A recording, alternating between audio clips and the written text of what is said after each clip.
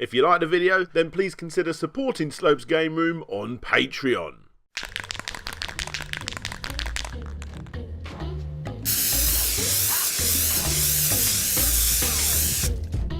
It's finally time.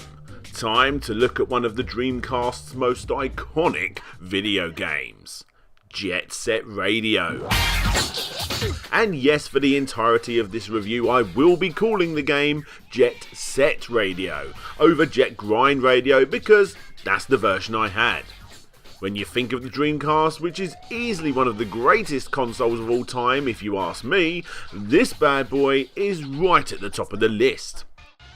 Yep, alongside all the iconic games such as Sonic Adventure, Space Channel 5, Ready to Rumble Boxing and Trick Style? Nah, maybe not that one. Jet Set Radio was released back in the year 2000 and was highly reviewed by all, but sadly not all that popular. But hey, more on that in a minute. Either way, I got it, and here is my copy right here.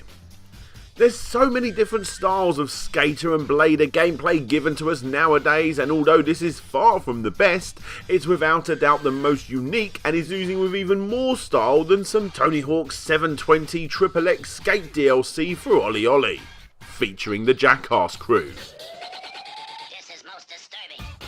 So, join me as we take a look into the complete history of Jet Set Radio, the development, the art style, the amazing music, and of course, the games. Welcome to Slopes Game Room.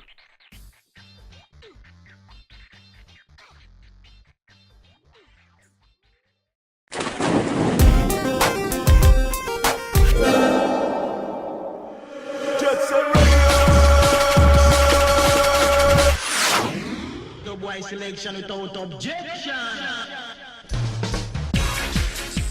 Jet Set Radio has one of the greatest soundtracks ever made. The same goes for the sequel, Jet Set Radio Future. Before I collected video game soundtracks on CD and vinyl, these two releases were the very first video game soundtracks that I bought. Well, apart from this one, but whatever. I mean, would you listen to that thumping soundtrack?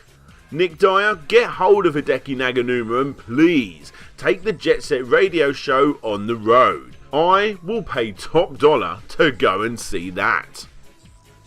But hold up. Futuristic concerts performed by the Jet Set Radio collaborators that will probably never ever happen? Oh no. I think we're in fact getting a little ahead of ourselves. So, let's go back to the beginning. Welcome to the late 90s.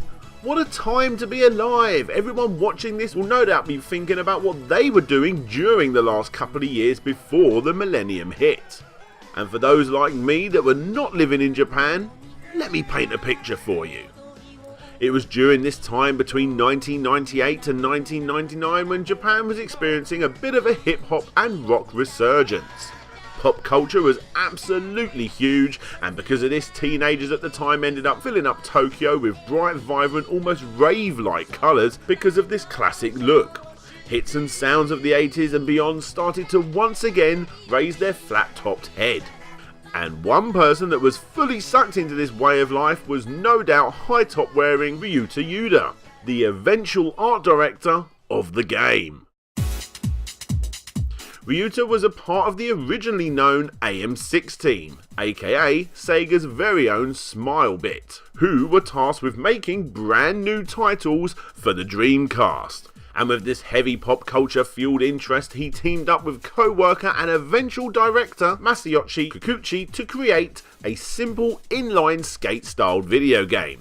Masayoshi didn't actually remember if graffiti played much of a role in the early days back then. In fact, the game could have took the shape of, well, pretty much anything. An adventure game and an RPG were at one point both considered. One of the main focuses was the fact that they wanted it to be a simple game, a game that was easily understandable and a game that pretty much could be played by anyone. Putting pen to pad coming up with this simple idea, they showed it to their boss and he got incredibly mad. This was no longer the simple game that they had once envisioned. The concept was outlandishly complicated and he was worried they wouldn't be able to make it. Which, in all honesty, is a pretty fair assessment, as this was very much the first game that Masayuki was in charge of, only really assisting on a couple of Panzer Dragoon titles beforehand, but through trial and error, he led that team well, which is obviously evident nowadays as he's managed to stay within Sega's walls ever since, working as the producer on plenty of games such as Panzer Dragoon Orta, Binary Domain, a couple of the Monkey Ball titles, and loads of Yakuza titles too.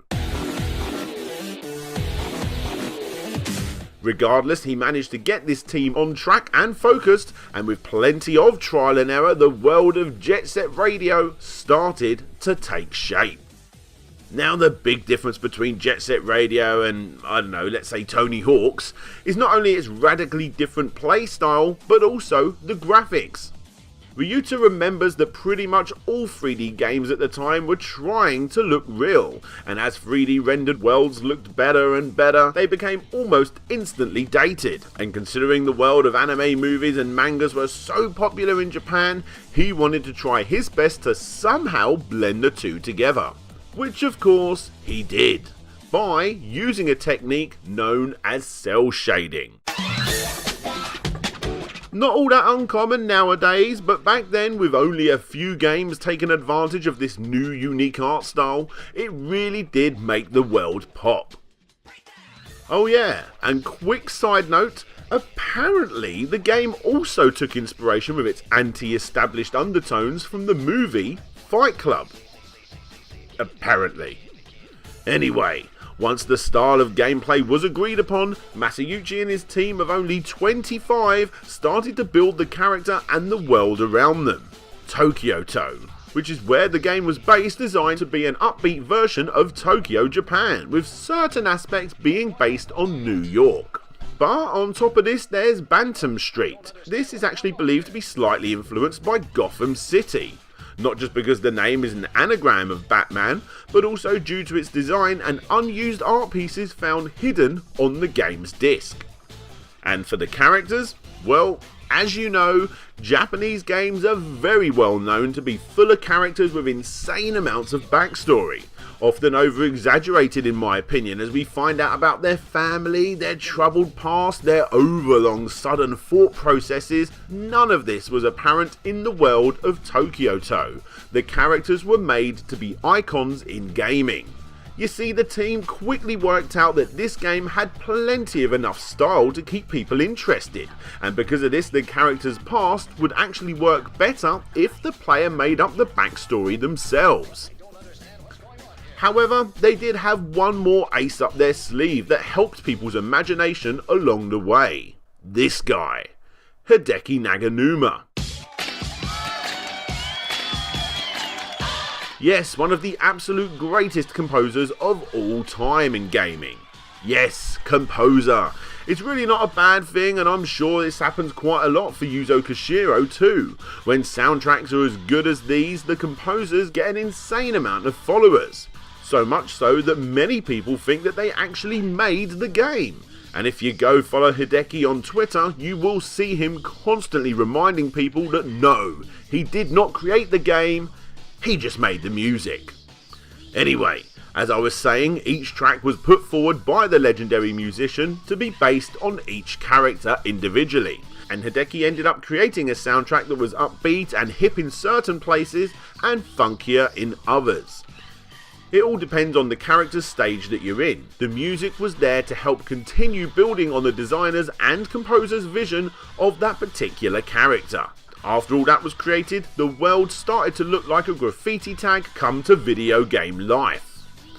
This was when they made the very educated decision of hiring Eric Hayes to use some of his amazing graffiti artwork inside the game, further breathing more paint fume filled life into Tokyo-to. And with that, before we look into the marketing and sales of this iconic game, I think it's about time that we actually review this bad boy.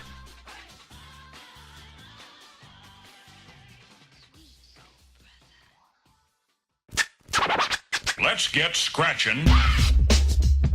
10 months after this legendary title started development, it was finally released on June 29th, 2000 in Japan, October 30th, 2000 in North America, where it was changed to Jet Grind Radio, and finally November 24th, 2000 in Europe. I have already explained that the music, the art style and the vibe of Jet Set Radio is what makes it stand out amongst the competition. It's so bloody good that people seem to ignore the fact that it's actually aged quite a bit. Now that's not me saying it's bad, it's really not. It's actually good, but I would be lying if I didn't say that this game's somewhat awkward controls take some getting used to the first time you boot it up in a long time. You see, the graffitiing and most definitely the blading are very much not what this game is about when it comes down to the gameplay. In Jet Set Radio, your mission is to own an area by making sure you have enough spray cans to do so before you get destroyed by overly protective gun-wielding law enforcement who have no qualms with mutating naughty schoolgirls. And that's honestly Jet Set Radio's biggest issue. Especially in America, where the game was changed to Jet Grind Radio, which developers believe was done to appeal to the hardcore Tony Hawk's demographic. When you jump on a rail, you magically magnetise towards it, and you do not need to balance your grind. When you jump off, you don't need to hit a certain button combination to pull off an impressive trick. It all just happens. Plus on top of this, the game feels incredibly floaty compared to other games you may be more familiar with.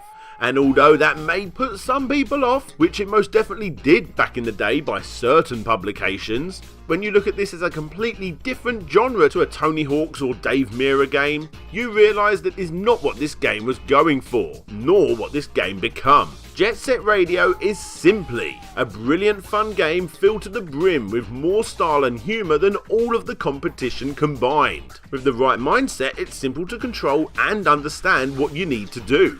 I suppose the game is actually more of a 3D platformer with funky controls than anything else, and that is why, along with the classic style and sounds, that this game still has a serious cult following to this very day. And considering the game is well over 15 years old, it has thankfully been released in HD where it looks even better.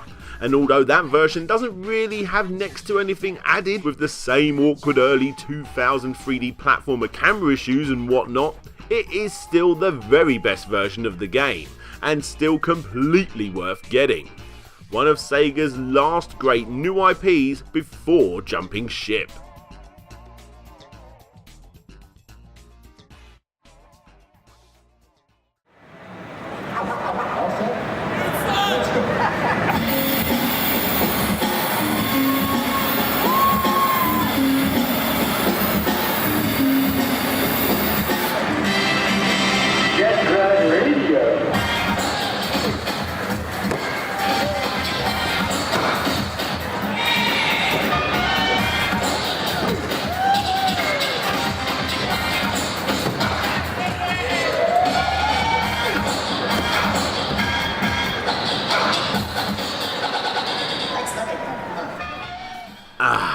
Don't you just miss Sega at E3? Yeah, I know they still put on a show, but my god, just look at this!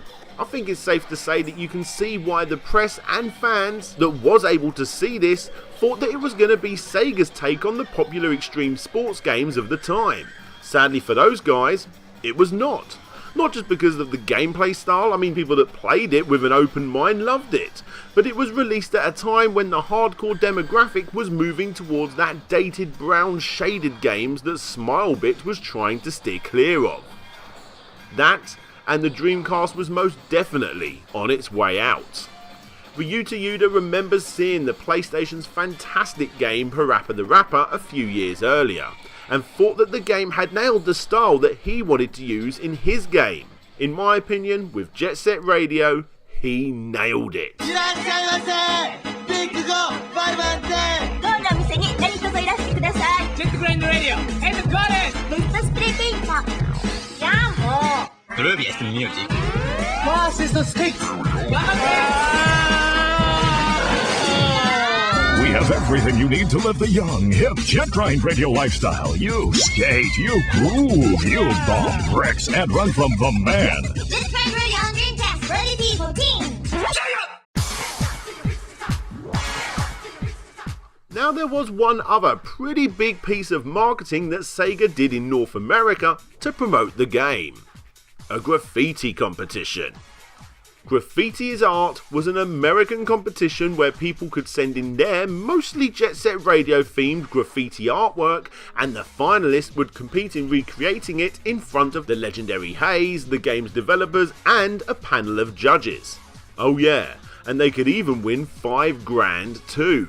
However, even with Sega heavily emphasising the fact that graffiti only when done right can be an art form, making a $5,000 donation to a youth art program and also donating a portion of the game's sales towards actually cleaning up illegal graffiti vandalism in San Francisco, there was still people that were kicking off at this demonic vandalism encouraging game. The Milwaukee Common Council were petitioning Sega to cancel the release of Jet Set Radio, as they found the game's constant tagging of walls and running away from cartoonish police officers to be encouraging for youths, and emphasising that they'd already spent $1 million on graffiti cleanup that very year. Even Willie Brown, the mayor of San Francisco, did try to ban a contest in his city held by Sega just before the game was released. He attempted to revoke Sega's permits, but sadly for him, by this point, Sega had already completely legally acquired all the permits required. So, it went ahead anyway, and was apparently quite the success. Over a decade later, when the remake came out, Sega did it again. However, this was all done online, and was used to promote the HD re-release, and surprisingly, the Flickr account with all of the entries can still be found online in all their pixelated glory. Anyway, that's enough about that game. Let's move on to the sequel.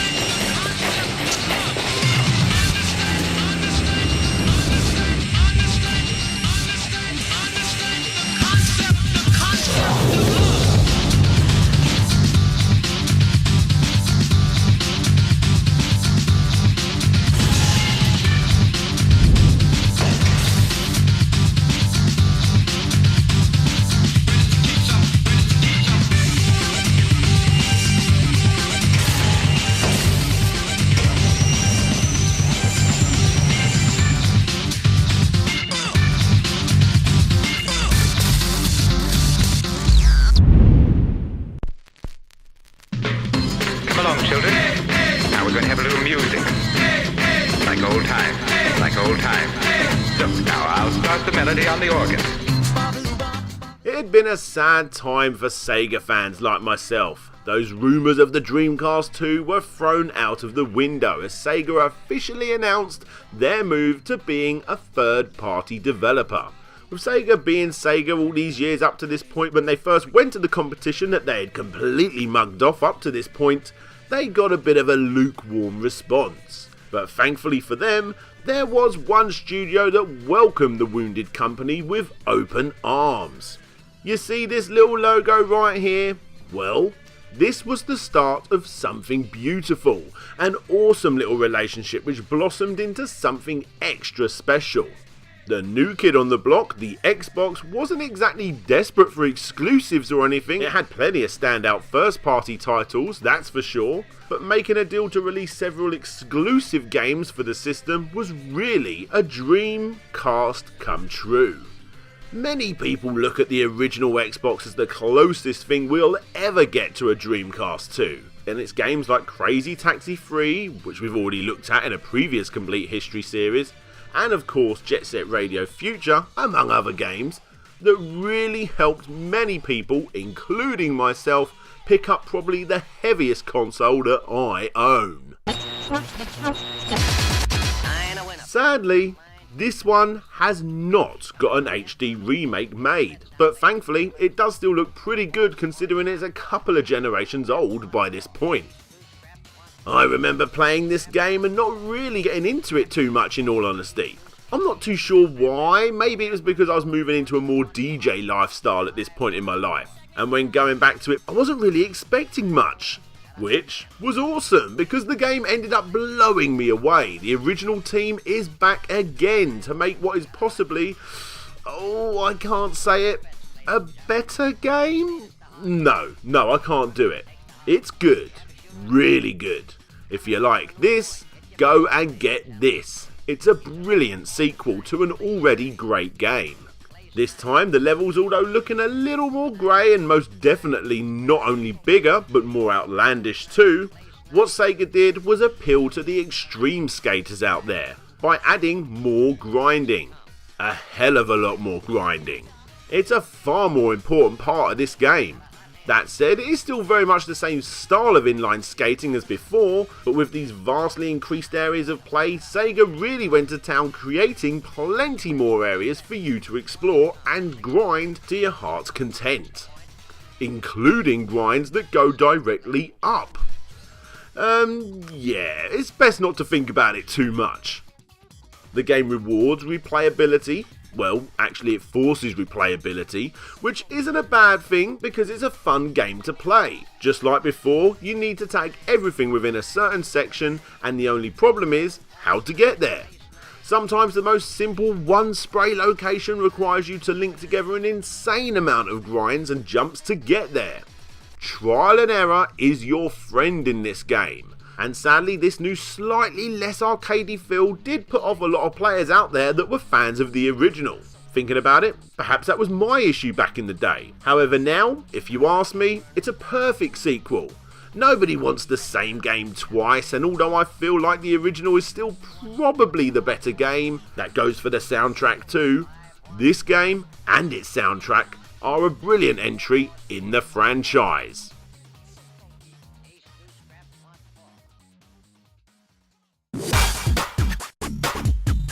Right, what's next? How about Jet Set Radio for the Game Boy Advance? Now, I'm not going to spend too long on this one. That's not me saying it's bad, it's not. It's actually quite good. But after playing the originals, what you see here is exactly what you get. As any owner of the Game Boy Advance will know, there are loads of isometric skater games for this system, and this game fits quite nicely with the competition. If you see it for a few quid, you should definitely pick it up. Plus, the glitchy version of all of those classic tunes surprisingly sound brilliant on this system. Look at the fun.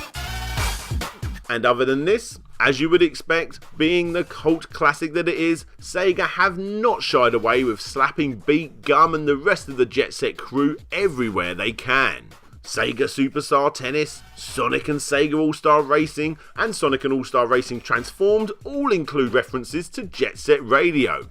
But on top of this, the awesomely fantastic Sega Hard Girls also played a pretty big homage to the classic franchise, as did the Yakuza franchise. In fact, Masayoshi actually claims that the game is in fact set in the same world as Yakuza.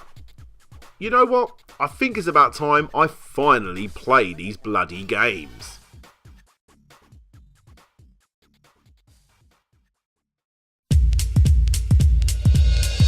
The music just turns me on. There is a reason the world goes crazy for Jet Set Radio. A very good reason. It's amazing. However, it's one of those franchises that yet again is sitting dormant. There was concept art drawings for a second game for the Wii, which I think would have been an amazing home for the franchise, but by this point, Sega wasn't interested. And this leaves only one final game to talk about. Typing Jet. Yep, there you go. I talked about it. I'm sorry guys, I just can't find anything else about this game other than these two screenshots. It was yet again another Java-based game from WoW Entertainment exclusive to Japan, and it required you to jump over obstacles and get to the end of the level. Poor old Japan. They didn't get it good with Jet Set Radio, did they? Even the original game was full of bugs, resulting in Sega having to re-release the game, calling it Della Jet Set Radio, aka Deluxe Jet Set Radio. This is basically the American version of the game and was only available in Sega's Japanese online store, making it the ultimate rarity of the whole franchise. And there you have it, the complete history of Jet Set Radio. Damn, I am so happy I've covered this one. Such an amazingly good series of games that really do show what Sega was made of. You know, bad selling games that actually were really good. In retrospect, when they was trying to save the Dreamcast, perhaps releasing both this and Space Channel 5 wasn't the best last moves for the system. But that's why hindsight is a beautiful thing. What you have here is one of the most stylish games of the 6th generation. A game that will last longer than you and I, and a game that will likely never get another sequel. Because, you know, Sega. And it's a game that I am truly happy that I was lucky enough to get my paint covered 6-finger hands on the first time round. Hey there guys, it's the part of the video where I give my usual shout outs to all of my Patreons, with a special shout out going to Matthew Ritter, Ryan Burford, Ian A. Chapman, Phil Lowlin, Zane Powers, Pop Goes Rock Band, Gavin Gore, Station 4, Creamy Elephant, JL87, Casey Garner, Blitz Hedgie, Ben Hall, Taylor Almond, Leo and Sills, St. Killer J. Takikawa, and of course, Tiago Piera dos Santos Silva. If you want to be part of this list, get your name shouted out, get your name shown, be part of the amazing Discord chat where you get to share your creations, see what other videos I'm working on, as well as some exclusive content too, then please click the link that you see on the screen. Don't forget to subscribe, give it a thumbs up or a thumbs down, whatever you prefer. But for now, this is DJ Slope signing out, and hopefully I'll see you all next time.